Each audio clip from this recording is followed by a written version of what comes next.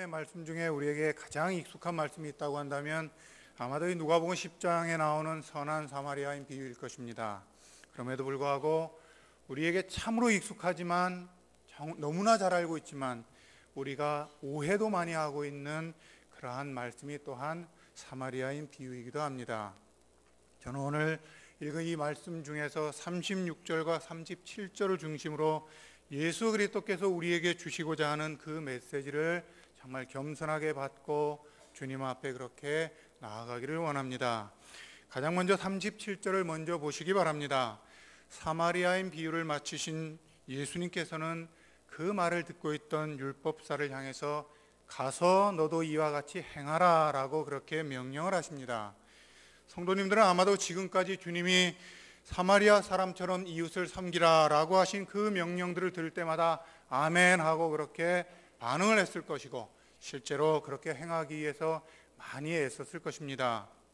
이 명령이 얼마나 어려운지 아니면 이 명령이 얼마나 쉬운지 그것을 정확하게 알지 모른 채 그렇게 우리는 아멘해 왔고 실제로 지금까지 또 애써 왔고 그렇게 뛰어왔습니다. 그러나 이 율법사는 쉽게 아멘하고 그렇게 하겠다라고 하지 않습니다.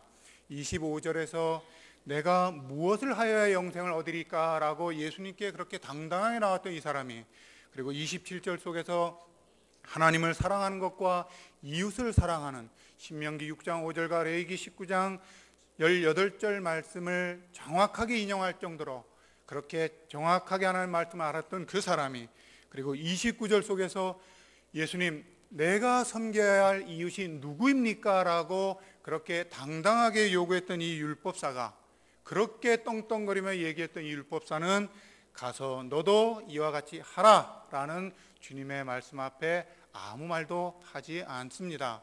침묵하고 그는 예수님의 이 명령 앞에 어떻게 하겠다라고도 하지 않습니다. 그렇다면 성도님들, 무엇이 그렇게 자신만만했던 이 율법사를 침묵하게 만들었을까요? 그것은 예수님이 말씀하신 가서 너도 이와 같이 행하라는 그 말씀 중에 이와 같이라는 바로 그 표현 때문입니다. 자신들이 그렇게 미워했던, 그리고 사람 취급도 안 했던 사마리아 사람처럼 행하라고 했다는 그 이유도 있겠지만 그것보다 더 근본적인 이와 같이라는 그 말 때문에 율법사는 행하고 싶어도 행할 수가 없었고 결국 침묵 가운데 이 모든 말씀은 맺고 맙니다. 저는 이 문제를 풀기 위해 성도님들에게 질문을 하나 드리겠습니다. 오늘 말씀에 나오는 레위인과 제사장과 율법사와 강도 만나 거반 죽은 자 중에 예수님의 이 명령을 행할 자가 과연 누구일까요? 율법사와 제사장과 레위인과 그리고 강도 만나 거반 죽은 자 중에 가서 너도 이와 같이 행하라라고 명령하신 주님의 이 말씀을 진실로 불순종하는 가운데가 아니라 억지로가 아닌 정말 자연스럽게 순종할 수 있는 사람은 누구일까요? 레위인일까요? 아니면 율법사일까요? 오늘 말씀은 우리에게 선명하게 가르쳐 줍니다. 강도 만나 거반 죽은 자만이 예수님께서 말씀하신 가서 너도 이와 같이 행하라 라는 이 말씀을 행할 수가 있습니다. 사랑하는 성도님들, 정말 말씀을 정말 잘 알고 잘 가르치는 그러한 사람들이 율법사이고 제사장이고 레위인들임에도 불구하고 왜 강도 만난 죽은 자만이, 강도 만나서 거반 죽은 자만이 예수님의 이 명령을 수행할 수가 있을까요? 예수님이 명령하신 이 명령은 33절로 35절 속에 나와 있는 그 사랑을 실제로 맛본 자만 행할 수가 있는 그러한 명령이기 때문입니다. 33절 말씀을 한번 보시기 바랍니다. 33절은 이렇게 말합니다. 어떤 사마리아 사람은 여행하는 중 거기 이르러 그를 보고 불쌍히 여겨라고 그렇게 말합니다. 우리 한글 성경에 이 불쌍히 여겨라는 말은 우리에게 오해를 많이 불러일으킵니다. 불쌍히 여겨라고 하니까 이것이 마치 인간적인 차원 속에서 사람을 긍휼히 여기고 정말 불쌍하게 여기는 그런 것으로 오해할 수 있게 만들지만 헬라어 성경은 그렇게 말하지 않습니다. 이 불쌍히 여겨라는 말은 예수님께서 어떤 사람을 바라보실 때 그 중심 속에서 불쌍히 여기는, 예수님이 불쌍히 여기는 그 신적인 사랑을 의미하는 말이고, 그리고 사도 바울이 빌립보서 1장 8절 속에서 내가 예수 그리스도의 심장으로 너희를 얼마나 사모하는지 하나님이 내 증인이시다라고 그렇게 표현했던 것처럼, 바로 그때 사용했던 예수 그리스도의 심장, 불쌍히 여기라는 이 말은 예수 그리스도의 심장으로 불쌍히 여기는 바로 그러한 단어인 것입니다. 이 신적 사랑을 맛본 자만, 이 예수 그리스도의 심장을 가진 자만 행할 수 있는 것이, 바로 행할 수 있는 것이 예수님이 말씀하신 가서 너도 이와 같이 하라 라는 그 명령인 것입니다. 이러한 신적 사랑을 가진 자, 그리고 예수 그리스도의 그 심장을 실제로 가진 자, 이 사람은 말하지 않아도 34절로 35절에 나와 있는 사마리아 사람이 너무나 정교하게 그 사랑을 베풀어 주었던 그 모습을 가르치지 않아도, 배우지 않아도, 정말 처음에는 더디고 부족하고 바보처럼 아주 너무너무 느리다 할지라도 그 작은 하나의 행동 하나 속에 예수 그리스도의 마음을 가지고 행할 수 있는 바로 그러한 것들을 할 수 있는 것입니다. 비록 처음에는 그 사랑이 서툴다 할지라도 시간이 가면 갈수록 자기 자신 속에 있는 그리스도의 그 심장, 그리스도의 마음, 정말 나를 바꾸신 그리스도의 사랑이 그렇게 한 발자국씩 한 발자국씩 처음엔 더디지만 그 다음 날에는 더 빨리 이 행동들을 하는 그러한 모습으로 바꾸어 간다는 것이지요. 사랑하는 성도님들, 그래서 율법사는 예수님이 이와 같이 하라는 말을 듣고 떠나갈 수밖에 없었습니다. 이 율법사는 단 한 번도 이 사랑을 받아본 적이 없기 때문에, 율법사는 성경을 너무나 많이 알고 있고 심지어 사람들을 가르치기도 했고, 교회 안에서 말하면 교사이고 직분자이고 심지어 저와 같은 사역자들이고, 이런 자들임에도 불구하고 이 사람은 이 신적 사랑을 단 한 번도 맛보지 못한 자, 수많은 지식들을 가지고 있다 할지라도, 그것이 나를 기쁘게 한다 할지라도 그 마음속에 그리스도의 심장으로 바뀌어지지 않은 정말 더럽고 더러운 옛 마음을 가진 자, 그랬기 때문에 이 율법사는 하고 싶어도 할 수 없었고 하려고 노력해도 할 수 없는 그런 상태였다라는 것이지요. 그래서 율법사는 떠나고 맙니다. 왜냐고요? 신적 사랑이기 때문입니다. 예수님께서 말씀하신 가서 너도 이와 같이 하라 라는 이 명령은 오로지 신적 사랑을 가진 그 마음, 그 사람만 행할 수 있는 것이기 때문에 세상 사람들이 말하는 불쌍한 사람 도와주고 무언가 구제하고 이런 차원과는 전혀 다르다라는 것이지요. 지금까지 사마리아 사람처럼 행하라는 그 말씀을 듣고 수없이 아멘 하셨던 우리 성도님들, 아멘 하셨던 대로 이와 같이 행하라는 주님의 명령이 정말 어떤 사랑인지 아시면서 애쓰고 노력하셨나요? 정말 주님께서 이와 같이 하라는 그 명령이 어떤 사랑인지 아시면서 그렇게 행하고 또 행하고 그렇게 노력하셨나요? 내 기질과 내 방식, 내 가치관, 내 열정 따라 행하는 것이 아니라 예수님이 보여주신 그 사랑, 예수님의 생명을 가진 그 심장 속에도 자연스럽게 나오는 그 사랑, 바로 그것을 말하는 37절의 이와 같이를 정말 아십니까? 정말 그 고백대로 잘 되던가요? 왜 안 될까요? 왜 우리는 이때까지 신앙생활을 오랫동안 해오면서도 이 말씀을 늘 설교를 들으면서도 아멘 하면서도 왜 우리의 삶은 이 문을 나서는 순간 다시 옛 모습으로 원위치 되고 정말 이 사랑이 억지로 정말 몰아세워야 간신히 하는 그러한 모습이 우리의 모습일까요? 믿음이 없어서일까요? 믿음이 연약해서일까요? 물론 그럴 수가 있습니다. 한두 번 정말 애쓰는 가운데 정말 애쓰는 가운데 연약한 그 모습 때문에 엎드러지고 또 엎드러질 수는 있습니다. 그러나 한번 우리의 모습을 살펴보시기 바랍니다. 한두 번 그러든가요? 아니면 한두 번 억지로 노력하는 것이 있지만 실제로 모든 삶은 이것과 전혀 상관없는 정말 세상 사람보다도 더 세속적으로 살아가는, 세상 사람보다 더 세속적으로 살아가는, 더 돈을 좋아하고 더 명예를 좋아하고 그런 가운데 우리는 살아가지 않느냐 말입니다. 왜일까요? 도대체 왜 우리는 이 말씀을 그렇게 들어도 우리 속에 이 신적 사랑이 조금도 나오지 않는 것일까요? 그것은 믿음의 연약함의 부분이 아닙니다. 이 37절의 이와 같이는 단도직입적으로 이런 우리에게 말합니다. 신적 사랑을 행하지 못하는 자는 껍데기만 무늬만 그리스도인이지 예수님처럼 그 신적 사랑을 행할 생명이 없는 자라고 오늘 이 말씀을 통해 우리에게 단호하게 말합니다. 심지어 34절로 35절까지 행동, 가까이 가서 그 상처에 기름과 포도주, 자기에게 있는 모든 소중한 것들 다 붓고, 그리고 자기 짐승에 태워 그 사람을 주막 가지고 데려가고, 그리고 그 속에 밤을 새워 돌보아주고, 그리고 마지막에 돈까지 주고, 또한 마지막에 내가 돌아와서 그를 마지막으로 돌보아주겠다라고, 다 갚아주겠다고 하는 이 외적인 행동들을 흉내낼 수도 있습니다. 이것은 세상 사람도 할 수 있고요, 이것은 아무나 정말 노력한다면 차라리 세상 사람이 우리보다 더 봉사를 잘할 정도로 그렇게 할 수 있습니다.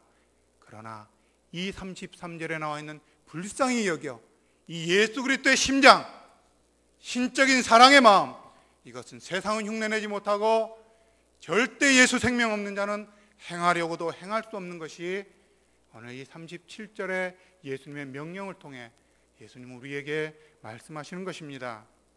이제 내 자신을 정직하게 들여다보시기 바랍니다. 절대로 자신을 속이지 마시기 바랍니다. 정말 나 자신이 어떤 존재인지 그 앞에 정말 질문하시고, 예수님께서 37절을 통해서 너는 누구냐라고 질문하시는 이 앞에 정직하게 서시기 바랍니다. 그렇게 될 때 주님의 자비를 얻을 수 있고, 그렇게 될 때 주님의 이 신적 사랑을 우리도 동일하게 행할 수 있는 그런 가운데 서실 수 있을 것입니다. 이제 하나 더 나눌 말씀이 36절의 예수님의 질문입니다.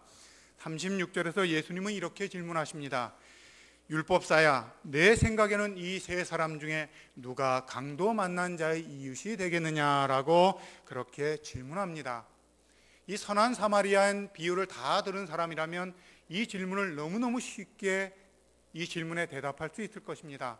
심지어 초등학생도, 심지어 유치부에 있는 아이들도 답할 수 있는 그런 쉬운 질문입니다. 그런데 예수님의 이 질문이 무언가 어긋난 질문과 답변이라는 것을 혹시 생각해 보셨습니까? 이것을 알려면 우리는 29절 속에 나와 있는 이 율법사의 말을 살펴보아야 합니다. 한번 29절을 한번 보시길 바랍니다. 29절은 이렇게 말합니다. 그 사람이, 즉 예수님께 칭찬을 받았던 이 율법사가 자기를 옳게 보이려고 예수께 여짜오되, 그러면 내 이웃이 누구입니까? 라고 그렇게 말하는 것입니다.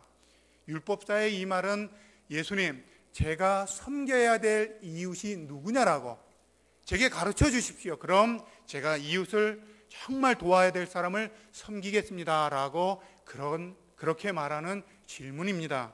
그런데 예수님은 이 질문에 대해서 이상한 답변을 하십니다.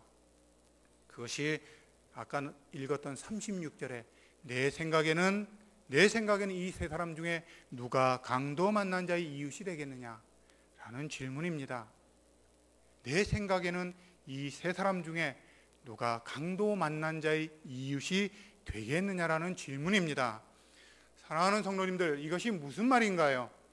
율법사는 자신만만하게 자신이 섬길 사람이 누구인지를 찾고 있다라고 한다면, 예수님은 이 율법사에게 참 이웃이라면 어떤 자인지를 가르쳐주는, 서로 바라보는 관점이 다른, 서로 바라보는 그 마음의 정말 동기가 다른 그러한 어긋나는 그러한 질문들입니다. 율법사에게 내가 섬길 이웃을 찾는 것보다 더 중요한 것은 내가 강도 만난 자의 이웃의 자격을 갖추어야 한다라고 그렇게 가르쳐 주시는 것이 주님의 마음입니다. 좀 더 직선적으로 말한다면 율법사 너는 지금 다른 사람을 섬길 자격이 조금도 없다라고 가르쳐 주시는 것이고, 조금 더 노골적으로 말하면 네가 지금 사마리아 사람의 건짐을 받은 거반 죽은 자보다도 못한 존재라는 것을 아느냐라고 말씀하는 것이 우리 주님의 질문 속에 담긴 의도입니다. 아무것도 할 수 없는 자임에도 불구하고, 아무런 사랑을 할 수 없는 자임에도 불구하고 자신은 무엇인가 할 수 있다고 착각하고 있는 영적으로 거반 죽은 자가 바로 너다라고 주님은 그렇게 말씀하시는 것입니다.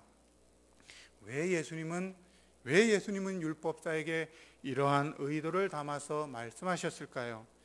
예수님은 25절 속에 있는 예수님을 시험하려고 질문한 내가 무엇을 하여야 영생을 얻으리까라는 이 말만 들으면 정당한 질문이고, 사람이라면 마땅히 영원한 생명을 소망할 수도 있는 그러한 질문임에도 불구하고 누가는 그 질문 속에 있는 예수를 시험하려고 했다는 그 마음의 동기를 드러내서 이 질문이 얼마나 악한 것인지, 사람을 죽이는, 예수 그리스도를 죽이기에 던지는 그 마음을 누가가 드러냈고, 예수님은 실제로 이 말씀을 알았습니다.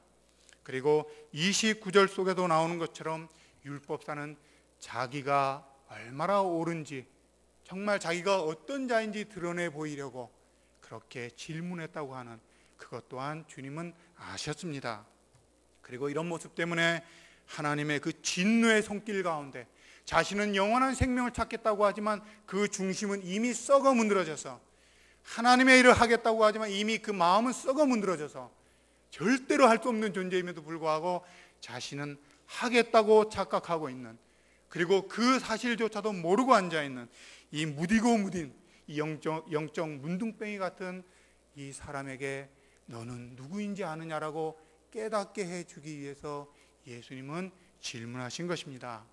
그렇다면 사랑하는 성도님들, 지금까지 선한 사마리아인 비유를 통해서 성도님들은 율법사와 제사장과 레위인과 그리고 사마리아인과 강도 만나 거반 죽은 자 중에 나는 어디에 속한 자라고 생각하셨습니까? 정말 나는 어디에 속한 자, 과연 나는 어느 곳에 속한 자라고 생각하셨습니까? 율법사는 아니었을 것이고, 제사장도 아니었을 것이고, 그리고 레위인도 아니었을 것입니다.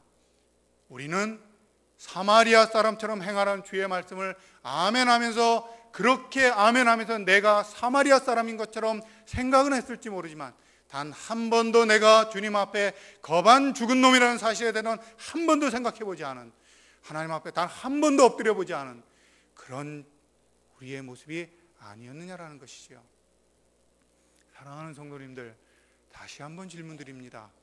정말 거반 죽은 자로서 이 사마리아 사람이 그리스도의 심장을 가지고 그 사람을 살렸던 그 사랑을 진짜 아십니까? 정말 아십니까? 정말 아십니까?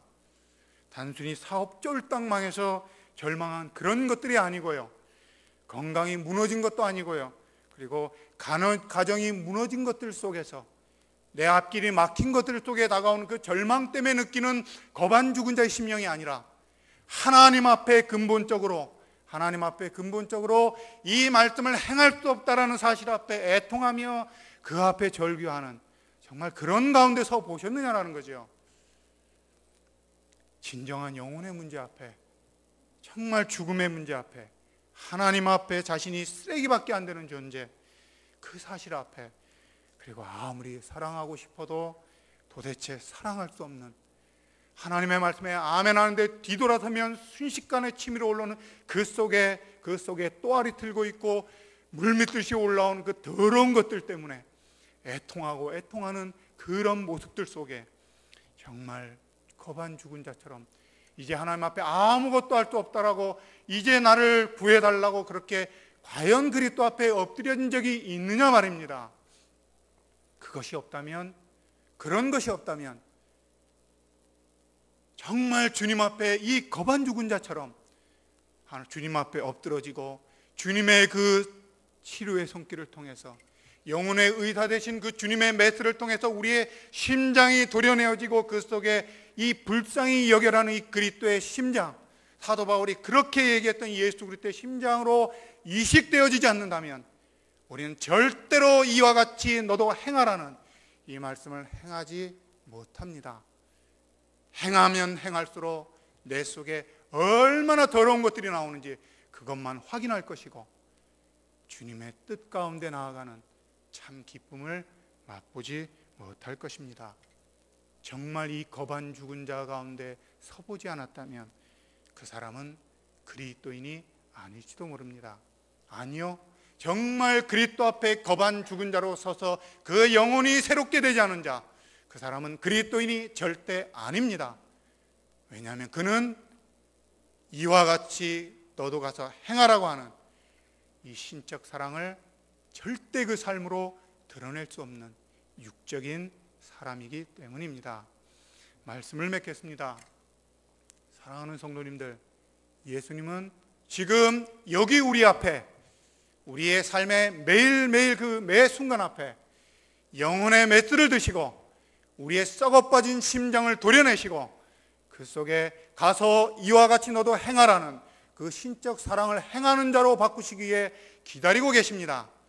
엎드리길 원하시고 자비를 구하길 원하시고 정말 주님 앞에 엎드리고 통곡하며 그 구원의 참 은혜, 예수 그리스도의 십자가의 죽으심과 부활하심의 그 지식적인 내용을 아는 것이, 그것이 믿음이 아니라 그것이 실제로 내 속에 역사하여 성령을 통하여 역사해서 오늘 이 말씀에 나와 있는 것처럼 실제로 새롭게 태어나는 자, 그런 자가 될 수 있도록 지금도 기다리고 계십니다. 이 초대 앞에 겸손하게 나아가시고 오늘 이 시간, 그리고 오늘부터 살아가는 모든 시간들 속에 과연 나는 누구인가? 과연 나는 영적으로 거반 죽은 자인가? 그리고 그 가운데서 자유했는가? 그리고 설령 그 가운데서 정말 주님 앞에 새롭게 되었다면 이때까지 잘못되고 거짓되게 살아왔던 그 모든 것들을 회개하시고 주님 앞에 새롭게 서시길 바랍니다. 그렇게 설 때 우리 주님은 정말 그 마음이 가난한 자에게 새로운 은혜, 이 신적 사랑을 행할 수 있는 은혜, 그리고 회개하는 자들에게는 새롭게 그 길 가운데 설 수 있는 그 놀라운 은혜를 허락하여 주실 것입니다. 이 모든 주님의 그 자비 가운데 영혼의 메스, 그 영혼의 그 수술대 가운데 나아가시는 모든 성도님들 되시기를 주님의 이름으로 부탁을 드립니다.